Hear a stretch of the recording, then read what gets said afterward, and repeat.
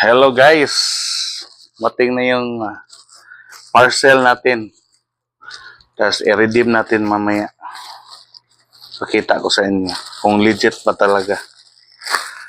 Kasi sabi nila, pag nabili mo to, may libre kang pizza galing sa Angel's Pizza. Ito na guys. Free shipping lang siya. Sabi nila, salamat po. Keep the waybill and stub to claim free medium pizza. No video, no return, no refund. Ayan. Eto guys. Tingnan nyo. Free. Free pizza. Pero kailangan kong dalhin tong resibo na sinama nila sa sobre padala. Ito na guys. Ito na yung card. Oops.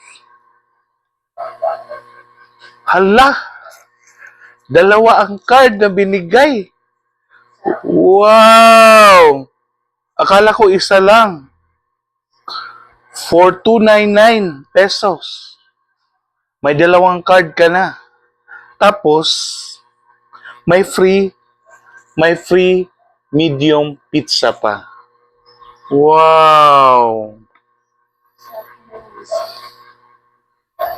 So, kailangan i-redeem ko ito mamaya para parang nilibre na rin, no? Parang libre na rin yung pizza. Yan, free pizza. Pero dalawang card na. Ang kinaganda ng card na to, guys, buy one, take one, forever. Lifetime na. Yan, itong card na to, gagamitin mo sa lahat ng branches ng Angel's Pizza. Yan. Gagamit mo siya, buy one, take one. Lahat ng family size, tsaka medium size na pizza. Buy one, take one na. Kasi kung wala kang ganito, kung bibili ka ng pizza, ano lang, double deal lang may offer nila. So, dalawang pizza or triple deal na pizza, isang price. Pero, hindi siya buy one, take one. Pero pag meron kang ganito, buy one, take one, lifetime na. Kaya guys, bili na kayo.